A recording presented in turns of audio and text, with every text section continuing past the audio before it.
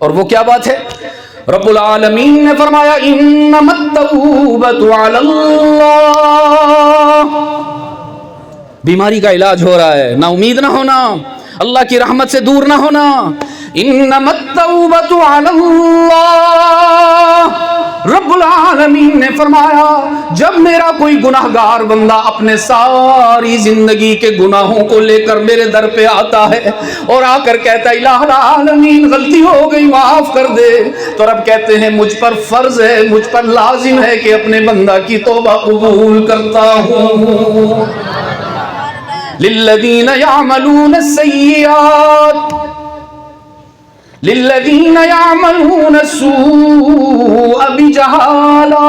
قربان جاؤں حضرت، ہمارا یہ مزاج ہے کسی سے غلطی ہو جائے تو طعنہ دیتے ہیں، کسی سے جرم سرزد ہو جائے تو سزا دینے کے لیے بے قرار نظر آتے ہیں. اور اللہ اپنے دربار میں آنے والے گناہگار کو تسلی دیتا ہے پریشان ہونے کی ضرورت نہیں، تو نے جان بوجھ کر میری نافرمانی کی نہیں کی، بجہالت تجھ سے غلطی ہو گئی ہے، نادانی میں کر بیٹھے ہو، میرے دشمن کے ہاتھ میں استعمال ہو گئے ہو.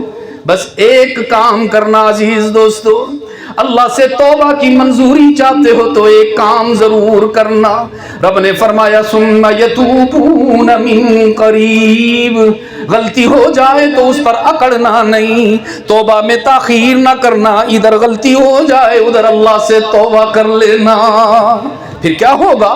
فَأُولَئِكَ يَتُوبُ اللَّهُ عَلَيْهِمْ فَأُولَئِكَ يَتُوبُ اللَّهُ عَلَيْهِمْ. توبہ کے الفاظ تمہاری زبان سے بعد میں ادا ہوں گے، اللہ کے ہاں توبہ کی قبولیت پہلے ہو جائے گی. یقین فرمائیے اللہ جیسا رحمان بھی کوئی نہیں، رحیم بھی کوئی نہیں.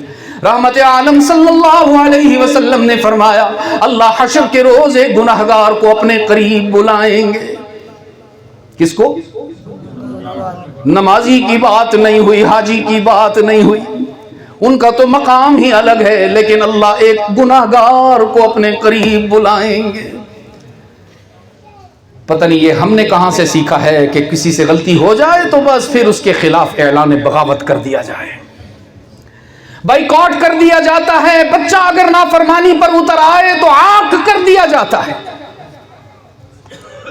اپنی برادری کو اکٹھا کیا جاتا ہے، انہوں نے کہا جاتا ہے سمجھاؤ میرے بچوں کو، نالائق ہو گیا، نافرمان ہو گیا. اے کاش کہ ہم اپنے اللہ سے کچھ سیکھ لیں، اے کاش کہ ہم رسول اللہ سے کچھ سیکھ لیں.